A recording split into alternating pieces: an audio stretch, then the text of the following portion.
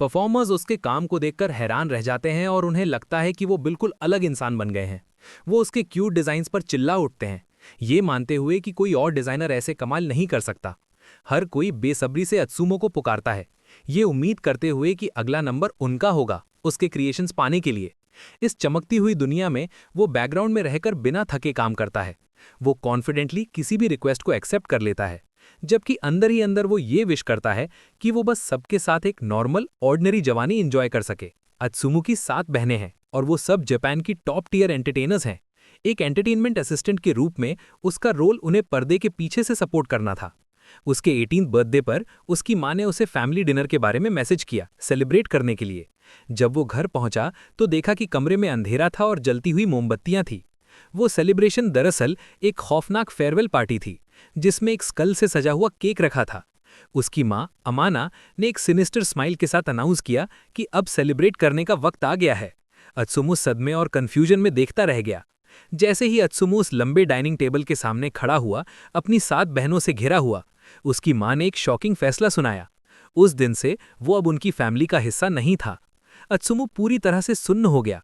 वो मुश्किल से प्रोसेस कर पा रहा था कि वो क्या सुन रहा है। अमाना ने रूखेपन से पूछा कि क्या वो उसकी बात समझने में नाकाम रहा है। वो कंफ्यूजन में बस हकला कर रह गया। इस अचानक हुए ऐलान से हिलकर उसे समझ नहीं आ रहा था कि क्या हो रहा है। उसने सवाल किया कि उनका मतलब क्या है कि वो अब फैमिली का हिस्सा नहीं है। वो जोर से बोला कि क्या ये किसी तरह का मजाक है। उसकी बहनें, जिनमें इयो, मिका और मुत्सुकी शामिल थीं, बिल्कुल पत्थर बनी बैठी रहीं। उसकी जुड़वा बहन, जो आइडल मुत्सुकी है, उसने उसे एक बेकार कचरे का टुकड़ा यानी यूजलेस पीस ऑफ ट्रैश कहकर उसकी उम्मीद तोड़ दी। तीसरी बेटी मॉडल मिका ने हामी भरी, ये कहते हुए कि उसे विश्वास नहीं होता कि वो रिलेटेड है। याचिरू, जो 7वीं बेटी है और एक यूट्यूबर है, उसने कठोरता से कहा कि कोई भी इतना घटिया प्रैंक नहीं देखेगा। दूसरी बेटी फुताबा ने खुशी से बाकियों की हाँ में हाँ मिलाई। पहली बेटी एक्ट्रेस इयो ने ऐलान किया कि वो एक बेवकूफ़ हाफ ब्रीड है, जिसकी उनके एलीट घर में कोई जगह नहीं है। चौथी बेटी वॉइस एक्ट्रेस शिकी बस उसकी हालत पर जोर से हंस पड़ी। छठी बेटी नाना चुप रही। उनकी मां अमाना ने कन्फर्म किया कि वो सीरियस हैं। उसने अपने गहरे विश्वास का खुलासा किया कि आदमी गंदे सुअर होते हैं, जिन्हें आमासा की फैमिली में नहीं होना चाहिए। अत्सुमो डिसबिलीफ में देखता रह गया। उसका दिल डर से धड़कने लगा जब उसे एहसास हुआ कि एक भी इंसान इस चीज को मना नहीं करेगा जो हो रहा था। कांपते हुए उसने पूछा कि क्या वो सच में उसे फैमिली से निकालने वाले हैं। उसने उनसे रिकंसिडर करने की भीख मांगी, ये मानते हुए कि वो उससे नफरत करते हैं। चेहरे पर आंसू बहते हुए अत्सुमो चिल्लाया कि भले ही वो वर्थलेस हो, उसने उन्हें सपोर्ट करने के लिए अपनी पूरी कोशिश की थी, क्योंकि वही उसकी इकलौती फैमिली थी। उसने उनसे भीख मांगी कि वो उनका रिश्ता ना तोड़े। उसकी मां शांत रही और उन पर कोई असर नहीं हुआ। शिकी बस उसके दर्द पर हंसती रही। मुत्सुकी ने उसे इडियट कहा और बोला कि उसका गिड़गिड़ाना बेकार है। उसने वो डेवस्टेटिंग सच्चाई बताई कि उन्होंने कभी भी उसे अपनी फैमिली का मेंबर नहीं माना था। अत्सुमो इस खुलासे से टूट गया। वो समझ नहीं पा रहा था कि ये सच कैसे हो सकता है जब वो इतने लंबे समय से साथ रह रहे थे। अमाना ने एक्सप्लेन किया कि उन्होंने उसे सिर्फ एक कंडीशन पूरी करने के लिए रखा था। अत्सुमो शॉक में सुनता रहा। वो कंडीशन उनकी ग्रैंडमदर की विल का पार्ट थी। उन्हें उसकी 18th बर्थडे तक उसकी देखभाल करनी थी ताकि उन्हें इनहेरिटेंस मिल सके। उसने मजाक उड़ाते हुए क्लियर किया कि यही एक वजह थी कि वो वहां था। अमाना ने नाक सिकोड़कर कहा कि ये सब पैसों के लिए था और इसमें कभी कोई प्यार शामिल नहीं था। उसने उसे एक यूजलेस फेलियर कहा जो उम्मीदों पर खरा नहीं उतरा और हमेशा एक बोझ बना रहा। अमाना ने राहत की मुस्कान के साथ डिक्लेयर किया कि उनकी लंबी मुसीबत आखिरकार खत्म हो गई है। कॉन्ट्रैक्ट में लिखा गया दिन उसका 18th बर्थडे था। उसने अनाउंस किया कि अब जश्न मनाने का वक्त है और वो खौफनाक केक उसकी डरी हुई आंखों में दिख रहा था। उसने उसे हैप्पी बर्थडे विश किया और एक आखिरी फेयरवेल दिया। वो सेलिब्रेशन आखिरकार उससे छुटकारा पाने के लिए थी। अत्सुमो को अपनी वो उम्मीद याद आई कि अगर वो उन्हें सपोर्ट करने के लिए मेहनत करेगा तो एक दिन वो उसे अपना लेंगी। उसे रिच में लगता था कि वो फैमिली है। अपनी आखिरी उम्मीद बुझने के साथ उसने डिसाइड किया कि अब बहुत हो चुका। उसे ऑर्डर दिया गया कि वो अपना फ़ोन और काम के सारे टूल्स वहीं छोड़ दे ताकि कोई पोटेंशियल लीक ना हो। अत्सुमो समझ गया और राजी हो गया। उसने चुपचाप खुद से कहा कि वो इस आखिरी लम्हे को बिना रोए बर्दाश्त करेगा, उन्हें सपोर्ट करने के अपने आखिरी एक्ट के रूप में। उसने अपना फ़ोन टेबल पर रख दिया। फुताका उसके जाने पर खुशी से झूम उठी। मिका ने कहा कि वो इस दिन का इंतजार करते करते थक गई थी। मुत्सुकी ने उसे दफा हो जाने को कहा। याचिरू ने उसे वापस ना आने के लिए कहा। उनकी क्रूएल्टी के बावजूद अत्सुमु ने आंसू भरी मुस्कान दी और सब कुछ के लिए धन्यवाद किया। जैसे ही उनकी यादें जलकर राख हो गईं, उसने अपना पास्ट पीछे छोड़ दिया। उसने एक आखिरी बार पीछे मुड़कर देखा। हाथ में अपना सामान लिए वो उस आलिशान मैंशन से दूर चला गया।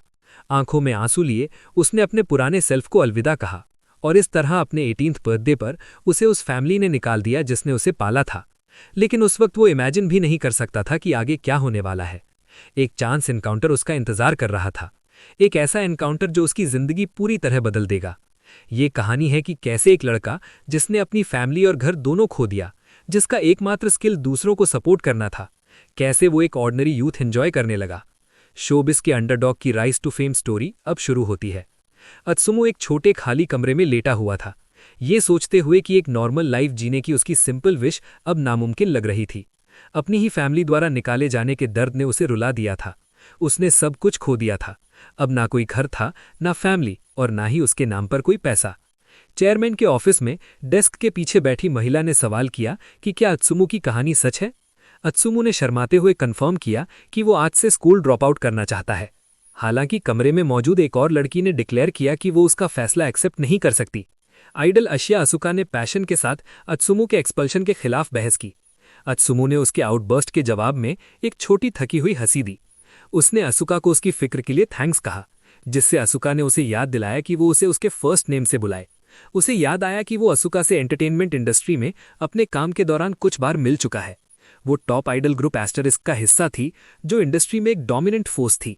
इससे बढ़कर वो ग्रुप की चहेती लीडर थी, जिसे उसके फैंस बहुत प्यार करते थे। बेमिसाल खूबसूरती और एक ऐसी मुस्कान जो किसी को भी मोह ले, अशिया असुका को जापान की बेस्ट आइडल माना जाता था।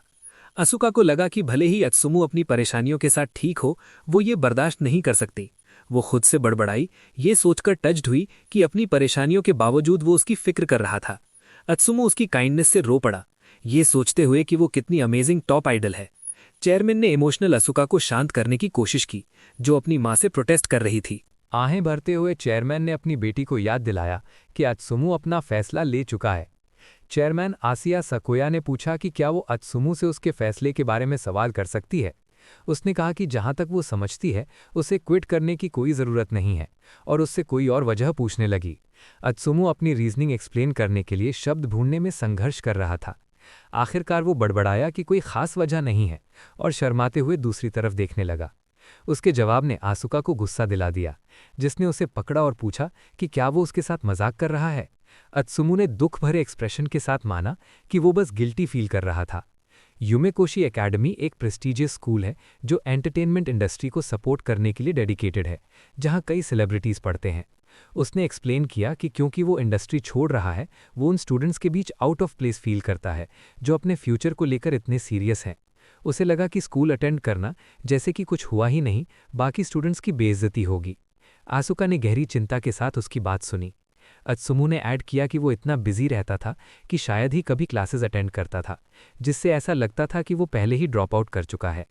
ये सुनकर आसुका ने उससे पूछा कि कितने लोग उसके काम के इंचार्ज थे। आसुका ने उसे अनजान बनना बंद करने को कहा, ये जिद करते हुए कि 7 सेलिब्रिटीज़ को सपोर्ट करने के लिए एक बड़ी टीम की ज़रूरत पड़ी होगी। उसने एक्सप्लेन किया कि एक इंसान के लिए सारी प्रोड्यूसिंग, मैनेजिंग और प्लानिंग संभालना नामुमकिन है, और एक प्रॉपर टीम होने से वो स्कूल अटेंड कर पाता। अत्सुमु ने रिवील किया एक डेज्ड लुक के साथ कि टीम में सिर्फ वही अकेला था। आसुका को विश्वास नहीं हुआ। उसने उस पर फिर से मजाक करने का इल्ज़ाम लगाया। उसने बात टालने की कोशिश की, ये कहकर कि वो स्किल्ड नहीं था और काम बस समय के साथ बढ़ता गया। अत्सुमु ने सवाल किया कि आसुका उसके साथ ऑफिस में क्यों है। आसुका हकलाई कि सिर्फ इसलिए क्योंकि वो चेयरमैन की बेटी है, इसका मतलब ये नहीं कि उसे इन्वॉल्व होना ही है। उसकी मां ने खुशी से खुलासा किया कि आसुका ने सिक्योरिटी को बोल रखा था कि जैसे ही अत्सुमु होए उसे कॉल किया जाए, जिससे आसुका घबरा गई। अपनी मां के खुलासे से पूरी तरह शर्मिंदा होकर आसुका बस हकला सकी और शर्मा गई। अत्सुमु मुस्कुराए बिना नहीं रह सका, ये सोचते हुए कि उसका रिएक्शन क्यूट था। उसने तुरंत अपने कमेंट के लिए माफ़ी मांगी। आसुका, जो बुरी तरह से ब्लश कर रही थी, उसने जिद की कि वो गुस्सा नहीं है, पर उसने भीख मांगी कि वो उसे क्यूट बुलाना बंद करे। शर्मिंदगी से भरी हुई आसुका ने रोते हुए पूछा कि वो उससे और क्या चाहती है। इस दौरान अत्सुमु अभी भी सोच रहा था कि वो कितनी क्यूट है। चेयरमैन ने गला साफ किया, उनका ध्यान वापस मुद्दे पर लाते हुए। उसने अत्सुमु को बताया कि उसे एक आखिरी चीज़ पूछनी है। साकुया ने एक्सप्लेन किया कि अब से उसकी ज़िंदगी उसके खुद के चॉइसेस से चलेगी। फिर उसने उससे पूछा कि स्कूल छोड़ने के बाद वो क्या करना चाहता है। वो अपने ख्याल बताने लगा। वो हमेशा अपनी बहनों को सपोर्ट करने में इतना बिजी रहा कि उसे कभी अपनी उम्र के बाकी बच्चों की तरह जीने का मौका नहीं मिला। उसने डिसाइड किया कि वो एक नॉर्मल स्कूल अटेंड करना चाहता है, पढ़ाई करना, दोस्त बनाना और शायद एक गर्लफ्रेंड भी बनाना चाहता है। अत्सुमु ने डिटर्मिनेशन के साथ डिक्लेयर किया कि वो बस एक ऑर्डिनरी यूथ एंजॉय करना चाहता है। साकुया ने एक सॉफ्ट स्माइल के साथ उसकी बात सुनी। फिर उसने उसे बताया कि वो उसके लिए एक परफेक्ट स्कूल जानती है। वो एक नए टाउन में पहुंचा, अपनी नई जिंदगी शुरू करने के लिए तैयार। उसने सोचा कि कैसे उसके पुराने स्कूल की चेयरमैन इतनी काइंड थी, जिसने उसके लिए ट्रांसफ़र और डॉर्म अरेंज किया। उसे याद आया कि उन्होंने कहा था कि उसकी मदद करने से आसुका की भी मदद हो सकती है। हालांकि वो उन्हें थोड़ी अजीब पर कैरिंग लगी। उन्होंने फिलहाल के लिए उसका रेंट और खर्चा उठाने का ऑफर भी दिया था, जिससे वो खुद को बहुत खुशकिस्मत मान रहा था। उसने खुद से वादा किया कि वो स्टूडेंट रहते हुए पार्ट टाइम काम करेगा और उन्हें पैसे वापस करेगा। हालांकि बहुत कुछ हुआ था, उसे लगा कि उसकी नई जिंदगी आखिरकार शुरू हो रही है। वो नॉर्मल स्कूल लाइफ जिसका उसने हमेशा सपना देखा था, अब उसकी पहुंच में थी। उसके ख्यालों में पास की एक बातचीत से रुकावट आई।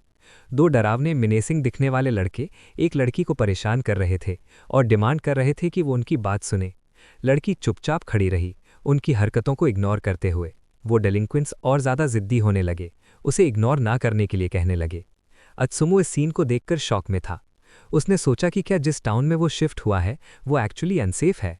उसे थोड़ी देर के लिए अपनी सेफ्टी की चिंता हुई, इमेजिन करते हुए कि कैसे वो अपने छोटे साइज की वजह से डिलिंक्वेंट ब्रॉल में कुचला जाएगा।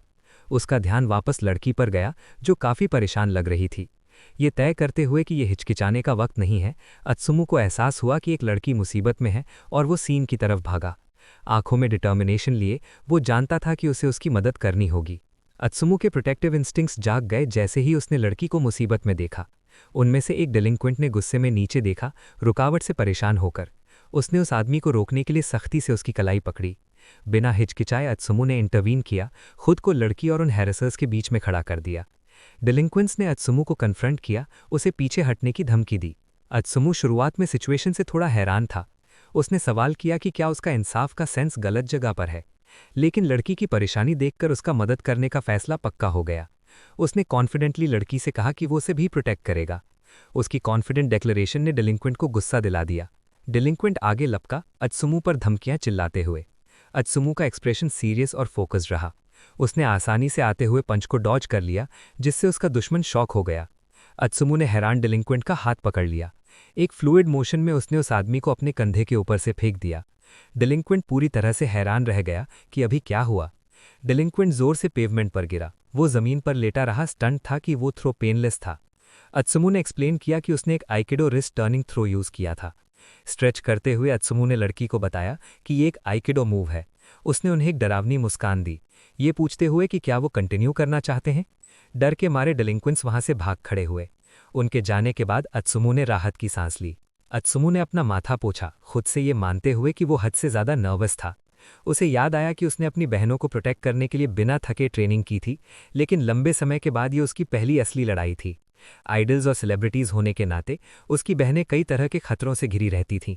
उन्हें प्रोटेक्ट करने के लिए उसने कई मार्शल आर्ट्स में महारत हासिल की थी। उसने उदासी से खुद को याद दिलाया कि उसकी ज़िंदगी का वो हिस्सा पीछे छूट चुका है। लड़की ने हिचकिचाते हुए अत्सुमु को आवाज़ दी। जैसे ही वो उसकी तरफ मुड़ा, वो देखकर दंग रह गया। उसे एहसास हुआ कि उस मोमेंट में वो पहली बार उसका चेहरा सच में देख रहा है। लड़की घबराई हुई और शर्माती हुई उसे बचाने के लिए थैंक्स कहती है। अत्सुमु रिफ्लेक्ट करता है कि ये उनकी किस्मत वाली मुलाकात की शुरुआत थी। उसे पता चलता है कि उसका नाम सुकियो हिमेजी है। उसे झटके से एहसास होता है कि उसने नोटिस ही नहीं किया था कि वो कितनी खूबसूरत थी। उसे लगा कि वो उसकी बहनों से भी बढ़कर थी। वो ओवरवेल्म्ड फील करता है कि वो कितनी क्यूट है। अपने मन में वो उसे एक एंजल से कंपेयर करता है। उसे उसकी मदद करने पर बहुत ज़्यादा खुशी महसूस होती है। सुकियो उसे धीरे से ये कहते हुए सुन लेती है कि वो सच में वही मीन करता था जो उसने कहा था। सुकियो रोते हुए अपना ग्रैटिट्यूड जताती है, ये मानते हुए कि उसने उसकी जान बचाई है। अत्सुमु सोचता है कि वो ज़रूर बहुत डरी हुई होगी। वो उसे कंफर्ट करने के लिए उसके सर पर हाथ फेरता है और कहता है कि चिंता ना करें। इस एक्शन से उसे अपनी बहनों को कंफर्ट करने की यादें आ जाती हैं। वो जाना पहचाना जेस्चर उसे पास्ट की याद दिलाता है। सुकियो उसके टच से स्पीचलेस और घबरा जाती है।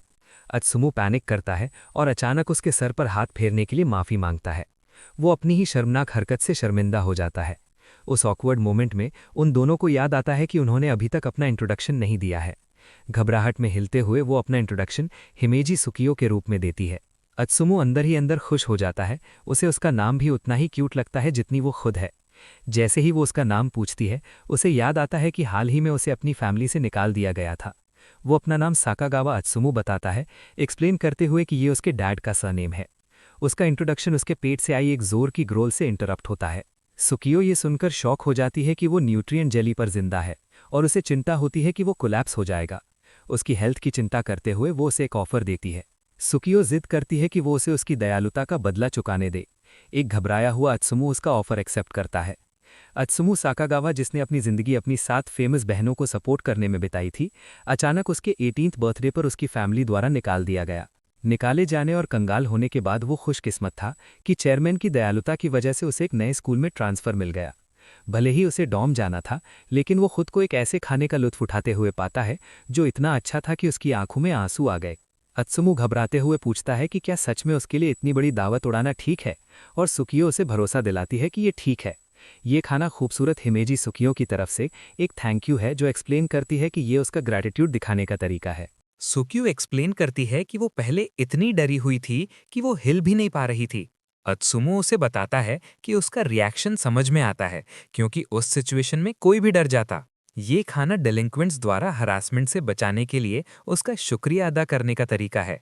अत्सुमो हिचकिचाता है, ये कहते हुए कि उसने बस वही किया जो कोई भी करता और उसे शुक्रिया अदा करना चाहिए। सुक्यो धीरे से कहती है कि वो गलत है, जिसे अत्सुमो कंफ्यूज हो जाता है। वो सोचता है कि क्या उसने सच में कुछ कहा या ये बस उसका इमेजिनेशन था। अत्सुमो खुद में सोचता है कि सुकियो बेहद क्यूट और लंबी है, एक ऐसे ऑरा के साथ जो ऑर्डिनरी से बिल्कुल अलग है।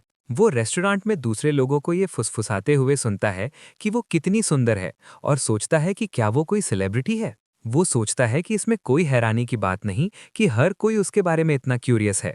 वो उसकी इनक्रेडिबल ब्यूटी पर हैरान होता है जब वो अपनी ड्रिंक सिप करती है। एक वेट्रेस आती है, वेट करने के लिए माफी मांगती है। वेट्रेस गर्व से monthly limited special sweet strawberry parfait पेश करती है।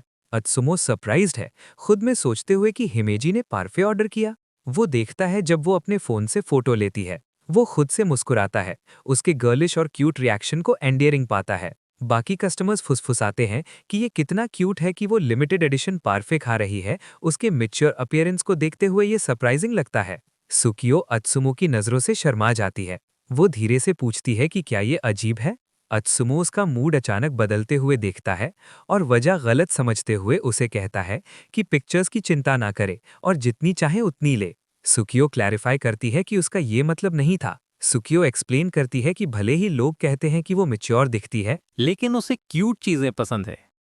अत्सुमो उसे कहता है कि उसे लगता है ये बहुत बढ़िया है। वो पूरे जोश के साथ एक्सप्लेन करता है कि एक लड़की जो पहले से ही ब्यूटीफुल और क्यूट है और जिसे क्यूट चीज़ें भी पसंद हैं, ये तो अल्टीमेट कॉम्बो है। वो जोर देकर कहता है कि उसे शर्मिंदा होने की कोई ज़रूरत नहीं है। अत्सुमो के इस दिल से निकले कॉम्प्लीमेंट से सुकियो बुरी तरह ब्लश करने लगती है। वो अपने फ़ोन को देखती है, चेहरे पर एक छोटी खुशगवार मुस्कान लिए। वो उसे दिल से थैंक यू कहती है। एक नए कॉन्फिडेंस के साथ सुकियो मानती है कि उसे सच में क्यूट चीज़ें पसंद है। अत्सुमु पूरे उत्साह के साथ हामी भरता है। फिर वो उसे कॉम्प्लीमेंट करता है, ये कहते हुए कि उसकी आवाज़ भी क्यूट है, जो उसे सरप्राइज कर देता है। अत्सुमु एक पल के लिए सोचता है, ये फिगर आउट करने की कोशिश करते हुए कि वो अपने ख्यालों को शब्दों में कैसे बेस्ट तरीके से रखे। वो उसे बताता है कि उसकी आवाज़ एक वीट्यूबर से काफ़ी मिलती जुलती है, जिसे वो पसंद करता है। सुकियो का शांत रिएक्शन अत्सुमो को खुद पर सवाल करने पर मजबूर कर देता है। ये सोचते हुए कि कहीं उसने कुछ अजीब तो नहीं कह दिया, वो पीछे हटने का फैसला करता है और उसे कहता है कि वो ड्रिंक लेने जा रहा है। अत्सुमो वापस आता है और एक बुरा जोक मारता है कि फैमिली रेस्टोरेंट सिर्फ फैमिलीज के लिए नहीं होते, और कैसे उसे लगा कि वो अरेस्ट हो जाएगा क्योंकि अब उसके पास कोई फैमिली नहीं है। वो जल्दी से ऐड करता है कि वो सच में चिंता में था, लेकिन सुकियो को एहसास होता है कि ये कोई मजाक नहीं था। वो उसे बड़ी चिंता भरी आंखों से देखती है और पूछती है कि क्या ये सच है कि उसकी कोई फैमिली नहीं है। अत्सुमो को एहसास होता है कि उसने कुछ ऐसा कह दिया है जो उसे नहीं कहना चाहिए था। वो पैनिक करता है और लगातार माफ़ी मांगने लगता है, ये सोचते हुए कि ये कुछ ज़्यादा ही पर्सनल टॉपिक था। त्सुकियो बीच में रुकती है, उसका एक्सप्रेशन चिंता से नरम हो जाता है और उसे याद दिलाती है कि उसने न्यूकेंट जेली वाली बात भी मेंशन की थी। उसकी सच्ची चिंता अत्सुमो को ब्लश करवा देती है और वो निशब्द हो जाता है। अत्सुमो पूछता है कि अगर उसे कोई ऐतराज़ न हो तो वो एक लंबी कहानी सुनाना चाहेगा, और इस तरह वो त्सुकियो को अपनी पुरानी फैमिली के बारे में बताने का फैसला करता है। वो उसे अपनी माँ और बहनों के बारे में बताता है। वो कल जो कुछ भी हुआ था और अब तक के सारे इवेंट्स को याद करके सुनाता है। उसकी कहानी सुनने के बाद त्सुकियो रोने लगती है और अत्सुमो को तुरंत अपने बताने के फैसले पर पछतावा होने लगता है। वो खुद को कोसता है, ये सोचते हुए कि चाहे जो भी हो, किसी लड़की को रुलाना अच्छी बात नहीं है। त्सुकियो कहती है कि उसकी कहानी बहुत दुखद है, लेकिन उसे बताती है कि ये ठीक है। अत्सुमो बात को हंसी में उड़ाने की कोशिश करता है, ये कहते हुए कि इसमें कुछ नहीं किया जा सकता था क्योंकि आखिरकार वो यूजलेस ही था। उसे उसके पहले के अल्फाज याद आते हैं कि किसे किसका शुक्रिया अदा करना चाहिए। त्सुकियो सख्ती से उसे कहती है कि ये सच नहीं है कि वो यूजलेस है। वो उसे गंभीरता से देखती है और कहती है कि उसने उसकी मदद की। वो उसे याद दिलाती है कि तब क्या हुआ था। आंखों में आंसू लिए और वो न्यूट्रिएंट जली पैकेट पकड़े हुए जो उसने उसे दिया था, त्सुकियो अपने पूरे दिल से ऐलान करती है कि उसके लिए वो एक हीरो जैसा था। अत्सुमो बुरी तरह शर्मा जाता है और जो उसने पहले कहा था उसे सुधारना चाहता है। उसे लगता है कि उसे अपने पास्ट के बारे में बताना सही फैसला था। रेस्टोरेंट के बाहर वो दिन के लिए एक दूसरे को थैंक यू बोलते हैं। त्सुकियो हाथ हिलाती है, मुस्कुराते हुए कहती है कि उसे उम्मीद है वो फिर मिलेंगे। थोड़ी देर बाद उनके रास्ते अलग हो गए। अत्सुमो सोचता है कि कितनी अनजानी चीज़ें हुईं और सोचता है कि आगे क्या होने वाला है। वो अपने नए स्कूल के लिए एक एंटिसिपेशन महसूस करता है।